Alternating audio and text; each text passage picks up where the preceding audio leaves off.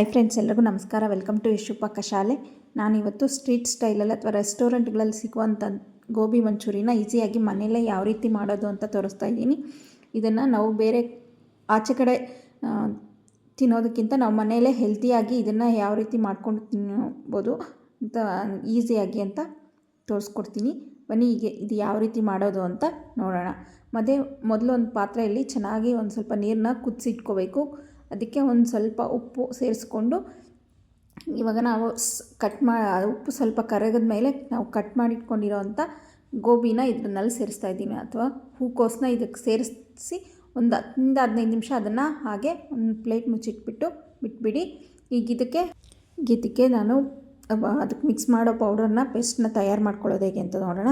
ಮೊದಲಿಗೆ ಇಲ್ಲಿ 1 ಕಪ್ ಆಗೋಷ್ಟು ಕಾರ್ನ್ಫ್ಲೋರ್ ತೊಗೊಂಡಿದ್ದೀನಿ ಮತ್ತು ಅದರಲ್ಲಿ ಅರ್ಧ ಕಪ್ ಆಗೋಷ್ಟು ಮೈದಾ ತೊಗೊಂಡು ಎರಡನ್ನೂ ಮಿಕ್ಸ್ ಮಾಡ್ಕೋಬೇಕು. ಇದಕ್ಕೆ ಒಂದು ಅರ್ಧ ಟೀ ಸ್ಪೂನ್ ಆಗೋಷ್ಟು ಧನಿಯಾ ಪೌಡ್ರು, ರುಚಿಗೆ ತಕ್ಕಷ್ಟು ಉಪ್ಪು, ಎಷ್ಟು ಬೇಕಾಗುತ್ತೋ ಅಷ್ಟು ಉಪ್ಪು, ಒಂದು ಅರ್ಧ ಟೀ ಸ್ಪೂನ್ ಆಗೋಷ್ಟು ಪೆಪ್ಪರ್ ಪೌಡ್ರ್ ಸೇರಿಸ್ತಾ ಇದ್ದೀನಿ.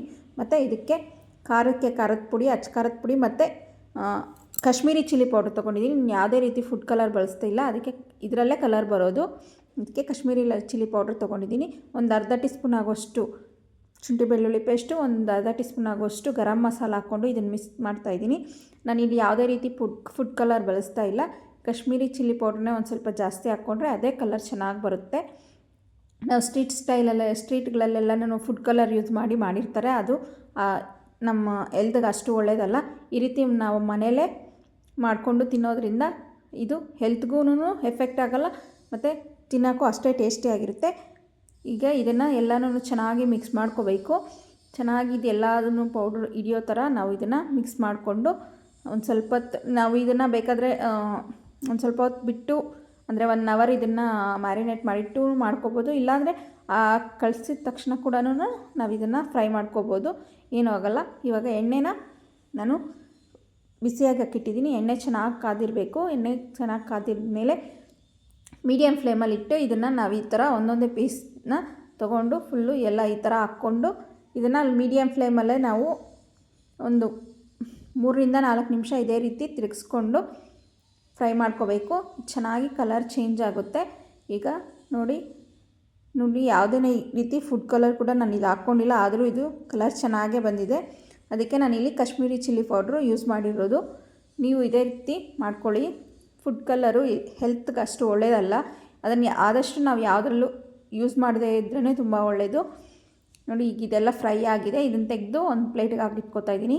ಎಲ್ಲನೂ ಇದೇ ರೀತಿ ನಾನು ತೊಗೊಂಡಿರೋದೆಲ್ಲ ಫ್ರೈ ಮಾಡ್ಕೋತೀನಿ. ಫ್ರೈ ಮಾಡ್ಕೊಂಡಾದಮೇಲೆ ಈಗ ಒಂದು ಪ್ಯಾನಲ್ಲಿ 1-2 ಟೇಬಲ್ ಸ್ಪೂನ್ ಆಗೋಷ್ಟು ಎಣ್ಣೆ ಹಾಕ್ಕೊಂಡು ಇದಕ್ಕೆ ಸಣ್ಣದಾಗಿ ಕಟ್ ಮಾಡಿರೋವಂಥ ಬೆಳ್ಳುಳ್ಳಿನ ಒಂದು 7-8 ಸಣ್ಣದಾಗಿ ಕಟ್ ಮಾಡಿರೋ ಬೆಳ್ಳುಳ್ಳಿ, 1 ಇಂಚು ಶುಂಠಿನ ಸಣ್ಣದಾಗಿ ಕಟ್ ಮಾಡಿಟ್ಕೊಂಡಿದ್ದೀನಿ. ಅದನ್ನು ಸೇರಿಸ್ಕೊಂಡು ಇದನ್ನು ಸ್ವಲ್ಪ ಫ್ರೈ ಮಾಡ್ಕೊಳ್ಳೋಣ. ಆಮೇಲೆ ಇದಕ್ಕೆ 1-2 ಹಸಿಮೆಣ್ಸಿನಕಾಯಿನ ಸಣ್ಣದಾಗಿ ಕಟ್ ಮಾಡಿ ಹಾಕ್ಕೊಂಡಿದ್ದೀನಿ. ಅದನ್ನು ಸೇರಿಸ್ಕೊಂಡು ಫ್ರೈ ಮಾಡಿಕೊಂಡು ಒಂದು ಈರುಳ್ಳಿನ ಸಣ್ಣದಾಗಿ, ಎಷ್ಟು ಸಣ್ಣ ಆಗುತ್ತೋ ಅಷ್ಟು ಸಣ್ಣದಾಗಿ ಕಟ್ ಮಾಡಿ ಹಾಕ್ಕೊಳ್ಳಿ. ಆಮೇಲೆ ಒಂದು ಅರ್ಧ ಕ್ಯಾಪ್ಸಿಕಮ್ನ ಸಣ್ಣದಾಗಿ ಕಟ್ ಮಾಡಿ ಹಾಕ್ಕೊಂಡಿದ್ದೀನಿ.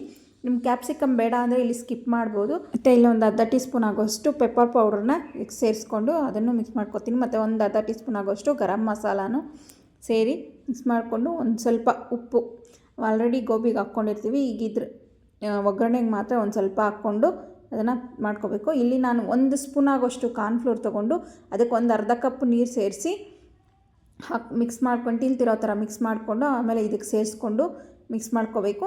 ಇದಕ್ಕಿನ್ನೂ ಒಂದು ಸ್ವಲ್ಪ ನೀರು ಸೇರಿಸ್ಕೊಂಡು ನಾವು ಇದು ಮಿಕ್ಸ್ ಮಾಡ್ತಾಯಿದ್ರೆ ಅದು ಗಟ್ಟಿ ಆಗುತ್ತೆ. ಈಗ ನಾನು ಇಲ್ಲಿ 1 ಟೇಬಲ್ ಸ್ಪೂನ್ ಆಗೋಷ್ಟು ಟೊಮೆಟೊ ಸಾಸ್ ಮತ್ತು ಚಿಲ್ಲಿ ಸಾಸ್ನ ಮಿಕ್ಸ್ ಮಾಡಿ ತೊಗೊಂಡಿದ್ದೀನಿ. ಮತ್ತು 1 ಸ್ಪೂನ್ ಆಗೋಷ್ಟು ಸೋಯಾ ಸಾಸ್ನು ಹಾಕ್ಕೊಂಡು ಮಿಕ್ಸ್ ಮಾಡ್ಕೊತಾ ಇದ್ದೀನಿ. ಮಿಕ್ಸ್ ಮಾಡಿಕೊಂಡು ಚೆನ್ನಾಗಿದೆ ಒಂದು ಸ್ವಲ್ಪ ಪೇಸ್ಟು ಎಲ್ಲನೂ ಕುದಿಯೋವರೆಗೂ ನಾವು ಕುದಿಸ್ಕೋಬೇಕು. ಆಮೇಲೆ ಇದಕ್ಕೆ ಒಂದು ಸ್ವಲ್ಪ ಉಪ್ಪು ಕಡಿಮೆ ಅನಿಸ್ತು, ಅದಕ್ಕೆ ಒಂದು ಸ್ವಲ್ಪ ಉಪ್ಪು ಸೇರಿಸ್ತಾ ಇದ್ದೀನಿ. ಒಂದು ಸ್ವಲ್ಪ ಉಪ್ಪು ಸೇರಿಸಿ ಇದನ್ನು ನಾನು ಮಿಕ್ಸ್ ಮಾಡಿಕೊಂಡು ಇದನ್ನು ಒಂದು ಸ್ವಲ್ಪ ಹೊತ್ತು ಕುದಿದಿದ್ದಾದಮೇಲೆ ಈಗ ಆಲ್ರೆಡಿ ನಾವು ಫ್ರೈ ಮಾಡಿ ಇಟ್ಕೊಂಡಿರೋ ಅಂಥ ಗೋಬಿನ ಇದಕ್ಕೆ ಸೇರಿಸ್ಕೊಂಡು ಚೆನ್ನಾಗಿ ಮಿಕ್ಸ್ ಮಾಡ್ಕೋಬೇಕು. ಚೆನ್ನಾಗಿ ಮಿಕ್ಸ್ ಮಾಡಿಕೊಂಡು ಆ ಪೇಸ್ಟೆಲ್ಲ ಗೋಬಿಗೆ ಚೆನ್ನಾಗಿ ಹಿಡಿಯೋ ಥರ ನಾನು ಮಿಕ್ಸ್ ಮಾಡಿಕೊಂಡು ಇದಕ್ಕೆ ಲಾಸ್ಟಲ್ಲಿ ನಾನು ಕಟ್ ಮಾಡಿರೋ ಅಂಥ ಕೊತ್ತಂಬರಿ ಸೊಪ್ಪನ್ನ ಸೇರಿಸ್ತಾಯಿದ್ದೀನಿ. ನೀವು ಸ್ಪ್ರಿಂಗ್ ಆನಿಯನ್ಸ್ ಇದೆ, ಸ್ಪ್ರಿಂಗ್ ಆನಿಯನ್ಸ್ ಹಾಕ್ಕೋಬೋದು, ಅದು ತುಂಬಾ ಚೆನ್ನಾಗಿರುತ್ತೆ. ನನಗೆ ಇಲ್ಲಿ ಸ್ಪ್ರಿಂಗ್ ಆನಿಯನ್ಸ್ ಸಿಗಲಿಲ್ಲ, ಅದಕ್ಕೋಸ್ಕರ ನಾನು ಕೊತ್ತಂಬರಿ ಸೊಪ್ಪು ಸೇರಿಸ್ತಾ ಇದ್ದೀನಿ. ನೀವು ಅದು ಸಿಕ್ಕಿದ್ರೆ ಅದನ್ನು ಸೇರಿಸ್ಕೋಬೋದು, ತುಂಬ ಚೆನ್ನಾಗಿರುತ್ತೆ. ಈ ಕೊತ್ತಂಬರಿ ಸೊಪ್ಪು ಹಾಕಿದ್ಮೇಲೆ 1 ನಿಮಿಷ ಅದನ್ನು ಮಿಕ್ಸ್ ಮಾಡ್ಕೋತಾ ಇಟ್ಕೊಂಡ್ರೆ ನಮಗೆ ಗೋಬಿ ಮಂಚೂರಿ ರೆಡಿ ಆಗುತ್ತೆ. ಈ ಸ್ಟ್ರೀಟ್ ಸ್ಟೈಲಲ್ಲೆಲ್ಲ ಸಿಗೋ ಥರ ಅದೇ ಟೇಸ್ಟಲ್ಲೇ ಇರುತ್ತೆ. ನಾವು ಅದಕ್ಕಿಂತ ನಾವು ಮನೆಯಲ್ಲಿ ಹೆಲ್ದಿಯಾಗಿ ಇದನ್ನು ಮಾಡ್ಕೊಳ್ಬೋದು. ತುಂಬಾ ಟೇಸ್ಟಿಯಾಗಿರುತ್ತೆ. ನಿಮಗೂ ಇಷ್ಟ ಆಗುತ್ತೆ. ನೀವು ಒಂದ್ಸಲಿ ಮನೆಯಲ್ಲಿ ಟ್ರೈ ಮಾಡಿ ನೋಡಿ, ನಿಮ್ಗೆ ತುಂಬಾ ಇಷ್ಟ ಆಗುತ್ತೆ. ಮತ್ತು ಈಸಿಯಾಗೂ ಕೂಡ ಮಾಡ್ಕೋಬೋದು, ಹೆಲ್ದಿಯಾಗೂ ಇರುತ್ತೆ. ನಿಮಗೆ ನಮ್ಮ ವಿಡಿಯೋ ಇಷ್ಟ ಆದರೆ ನಮ್ಮ ವಿಡಿಯೋನ ತಪ್ಪದೆ ಒಂದು ಲೈಕ್ ಮಾಡಿ, ನಿಮ್ಮ ಫ್ಯಾಮಿಲಿ ಫ್ರೆಂಡ್ಸ್ ಜೊತೆಗೆ ನಮ್ಮ ವಿಡಿಯೋ ಶೇರ್ ಮಾಡ್ಕೊಳ್ಳಿ. ಹಂಗೆ ಮತ್ತಷ್ಟು ಈಸಿ ರೆಸಿಪೀಸ್ಗೋಸ್ಕರ ನಮ್ಮ ಚಾನಲ್ನ ತಪ್ಪದೆ ಸಬ್ಸ್ಕ್ರೈಬ್ ಮಾಡಿ. ಮತ್ತು ನಮ್ಮ ಇನ್ಸ್ಟಾಗ್ರಾಮ್ ಫೇಸ್ಬುಕ್ ಪೇಜನ್ನ ಫಾಲೋ ಮಾಡಿ. And thank you for watching.